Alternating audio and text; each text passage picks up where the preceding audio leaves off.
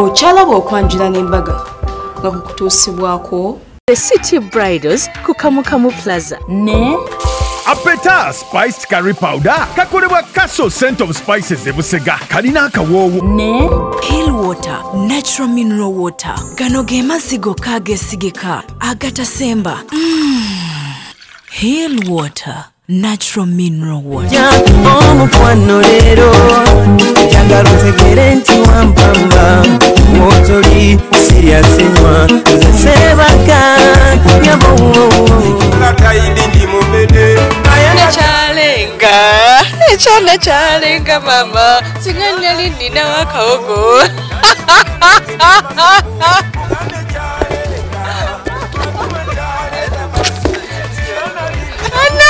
program etanse nkwaniriza nyo mukano ku Delta TV tukole eno program majita okwanjula n'embaga ngelanga agikwereza nze kenyini Sharita mazima wanvu echana chalenga kakati no munange nkujikiza ko tiyo sande wede twase okubanga tutusako emikolo jaffe ebiri nga twakutusizako omukolo omwami n'omukyala bakalemire wabalabye baje balungi tutusako n'okwanjula kwa Peace ne Peter nako kwabade kulungi atorero era tina ebiri tino kwanjula ko omukyala gwe bayita Kitiba nga china ne okukwanjula ko omukyala gwe bayita Angel kakati no munaye nkugamba nti okubeera nga nyuma bwenti okubeera nyuma bwenti okitegeera okunyuma bwenti gomesi zino nzija ewa Maria's Bridal kali eri ku Plaza level 2 room 4 ate enviri ne makeup okubeera ne perfect makeup bwati n'enviri eziri perfect bweziti nkolebwako Sharita's Hair Clinic tusomesa abagala okuyiga enviri tutalekera ku mitwalo 10 omugole tujja kukolako bulungi ddala ate era munaye nyongera okugamba mukwano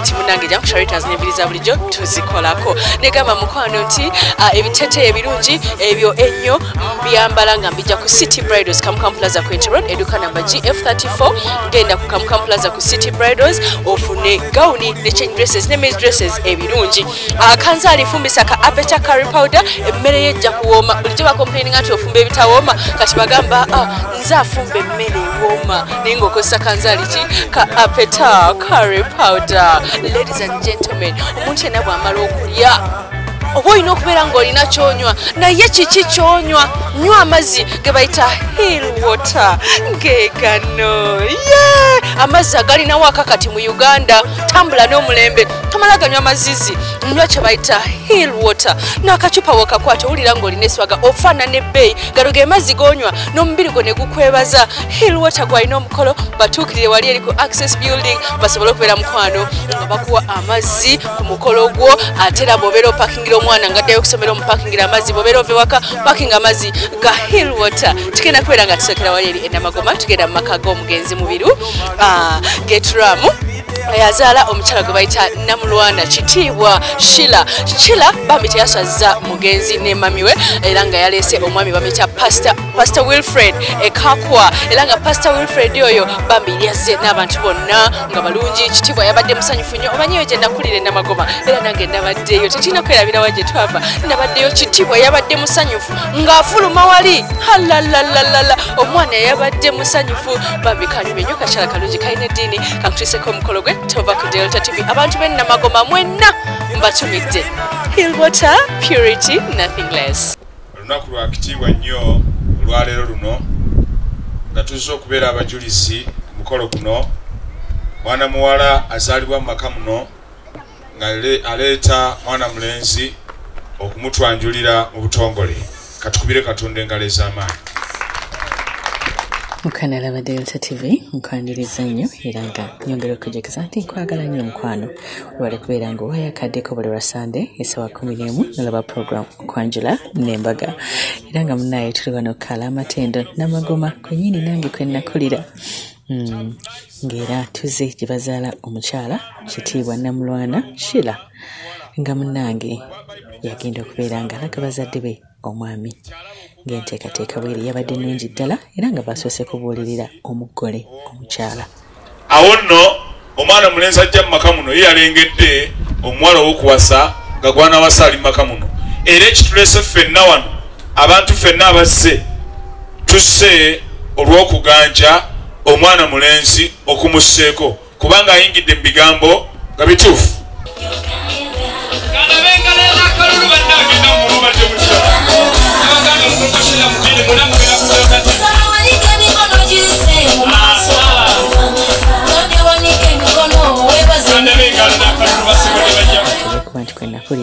olwabaddewo ku mukolo bampadde akakisa bambi okusobola okubuuzaako ku bantu bwe twazironda.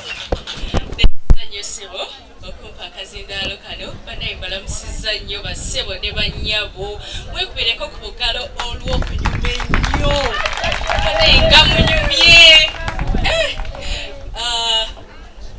nze ndi wakuno era abatumanyi bamanyi nti twalina tubeerawo waggulu awo ku stage namagoma so ne tusobola kwerabira abantu baffe ne bwe tufuna amannya agakomawa tulina okwerabira abantu baffe ensonga lwaki mbadde nina okujja ku mukolo gwa sisita kitiibwa. Amanya gange nze Sharita Mazibanvu kuva ku Delta TV tukole. Delta TV tukubiriza abantu okukola kubanga bwe tukole nnyo tutuuka ku bye twagala. Sister Kitiibwa singa tabadde muntu mukozi yandibadde tafuna mukolo bwe guti mumukubire ku bugalo. Ate era nga nze brand ambassador wa Hillwater gano ge mazzi agafuusa ensonga e Kampala wano. Era Pastor Joel agenda kubaleeterako ku mazzi gano muganyweko mukakase nti Hillwater ddala wakabi. Bagaliza birungi byerere omukolo guno mugenda kukulaba ku Delta TV tukole saawa yonna. Bakadde bange nja kubasaba tukituke ku magulu gaffe tuteekemu Katonda ekitiibwa nateera. Kaseera mpawo kaaga abako batuuse bazze mu bungi era ne bajja musanyu lingi nga bakayingira ekidaala ekitiibwa kya Buganda kyayimbiddwa okwongera okuggusa ensonga y'omukolo obuwangwa. Tusabaye Katonda omukulu w'ekikinga tuteeke omukolo guno mu maaso go. Abantu bonna bazze, abantu bonna basinganiddwa wano n'abakyajja. Tusabira goli baffe, tusabira gabiri baffe, aboogezi buli muntu yenna yeetabye ku mukolo eno. Kubanga n'embeera y'obudutwale nga nnungi. Mukama ow'ekitiibwa muliinya era Mukama waffe Yesu Kristo. Amiina. Twesiimye nnyo olwa Buganda yaffe. Ekitiibwa kya Buganda kyava dda naffe tukikuumenga.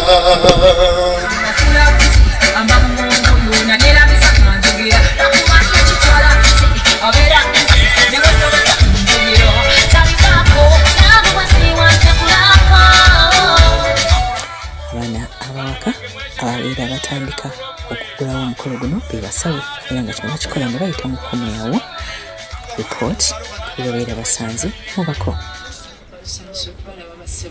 Kale abasawo tusanyusa okubalaba banyabo era dde basebo era dde banyabo mukulika amakubo isa agaffe ge mabye nnyo. Mwana wange musawo njagala ombuulireko wakkiriza okuyingira. Njagala ombuulire ompe ripooti entuufu kubanga nze sinnaba kutereera bulungi. Abagenyi abo basanze otya bw'omaze okubakebera wali? Abagenyi abo mbasanze nga balwadde. Bonna balwadde? Babadde balwadde. Tukola ki wano? Naye atubbye empiso ne tutereera. Naye wabula mubaddemu abayennyo babadde babiri. Babadde nga bayinnyo? Babadde bayinnyo. Asooka yaliwa? Omu abadde alwadde tokatiivu. Ng'ayogera nnyo tokatiivu. Ekirwadde ekyo kizibu nnyo mukikubeera mu ngalo ekirwadde ekyo. Omukozi otya? Kikwata abantu batonotono si bangi. Taata tubawadde first aid. Tokatiivu ne tumuwa microfilm. Wamma mulaba agikwatira ddala. Ate owookubiri omukozi otya? Taata owookubiri anemeredde. N'omukolo otya? Nemuwa munnange yamujjanjaba. Omwana mulaba nga ali clever nyine mu kilaasi yasinganga. Wamma mwana wange musawo lwe twajja ku matikkira nga twamenyeka nnyo. Sooka ombuulire omulwadde alemeredde oli gwe omukozi otya? Abadde atya? Daddy abadde alwadde mutima. Omutima? Ye. Nga guli gutya? Namukuba empiso. Saamukubya empiso daddy. Nga bale gukuba nnyo. Gubadde gukuba nnyo. Gutya bannange? Katonda atufeeko daddy. Nga gukuba gutya? Nga gukuba. Sheila. Bannange omutima. Katonda nze nagambye nasomesa abaana. Waliwuliddeko obulwadde obwo buno. Bwe bamaze bannange abasawo mwebale kusoma nemuzula eddagala tweyanzeeke.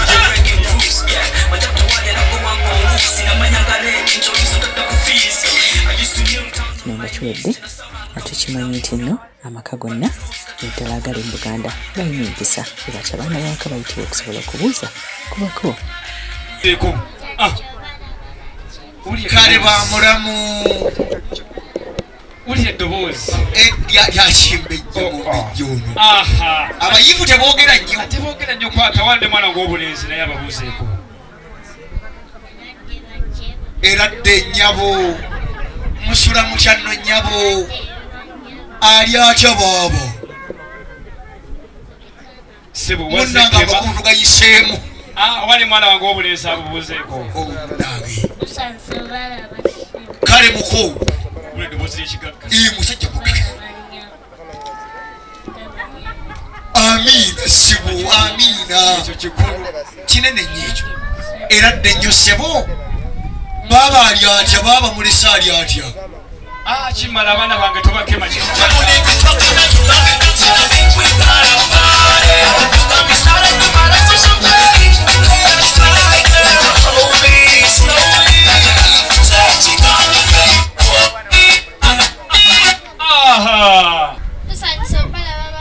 kale bannyabo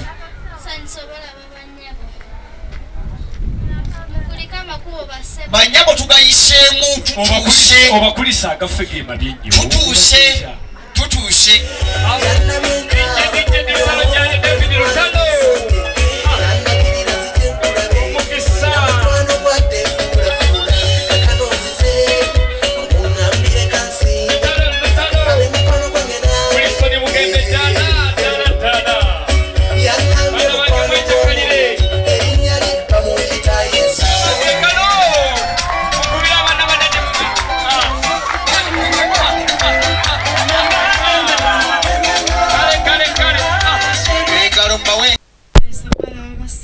kale bannyabo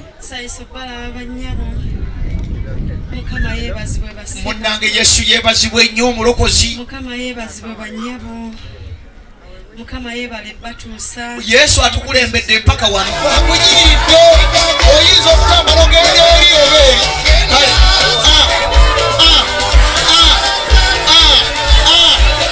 otyo situla mu bbanga otyo otyo otyo owulira owulira owulira zero baana bange ab'obuwala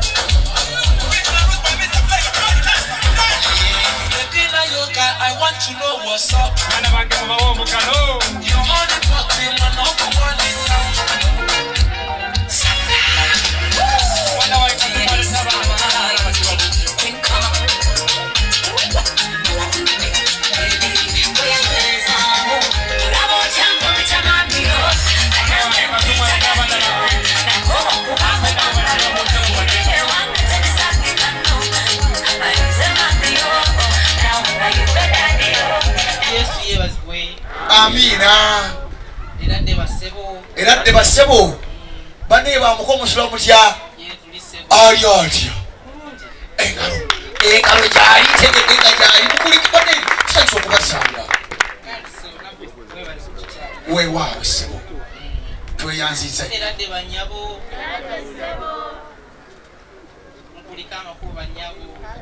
amakubo go tugayiseemu ndowooza bingi nnyo bwembanga sikulaba obebe njagala nnyo sente naye kunzisinga njagala nnyo emikono gyange abaana baweddeyo basoose kuleeta basenga okutabadde senga wansonga bano nabo bakoze mulimu gwakubuuza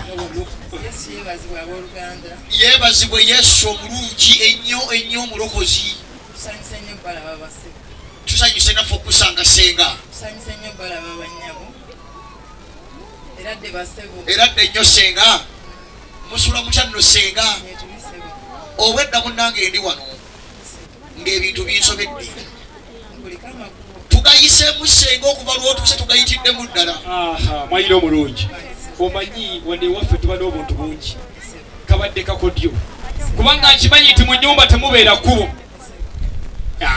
kale sooka onziremu abantu abo kiri kitya taata abagenyi abo bagenyi baffe naye waliwo omukulu waffe oli gwe naleka nga buukinze ennyonyi yasinga okubateekasenga yona atuse obugalo engalo ezotono nsi singa ow'ensonga yakiggusa era ng'ono yajja nasobola okubeera ng'atuleetera oba ng'atulaga omugole omwami bamuleetedde mu motoka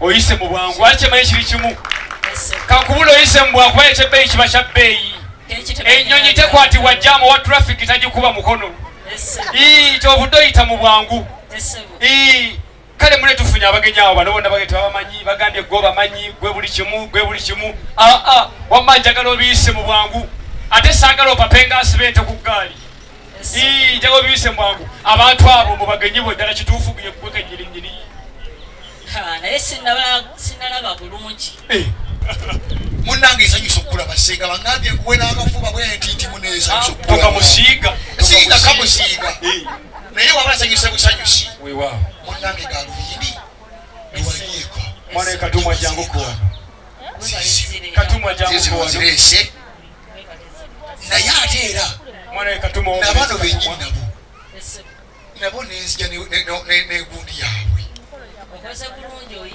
njiyiza ddala ate era matunda kana akantu kano wakanikayiwaka bwaliyewa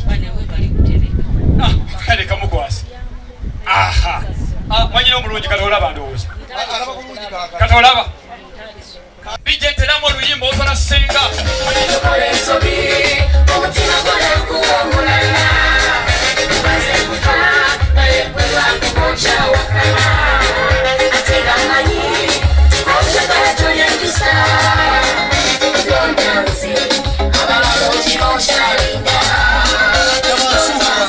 watanatwaga omwami Wilfred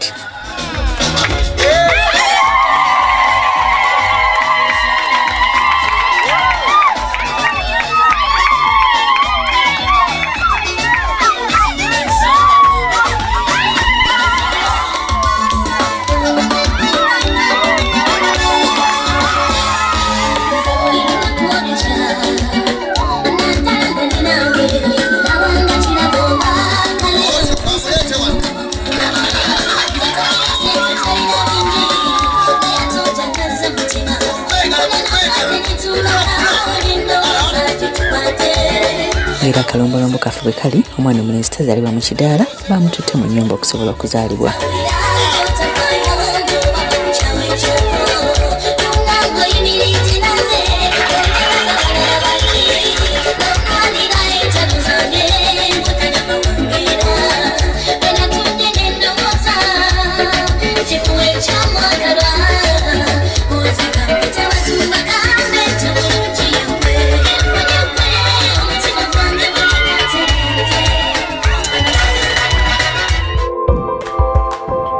okyalaba okwanjula n'embaga nga kukutuusibwako The City Bridals ku Kamukamu Plaza ne Apeta spiced curry powder kakolebwa Castle Scent of Spices e Busega kalina akawoowo ne Hill Water Natural Mineral Water gano ge mazzi gokka ageesigika agatasemba.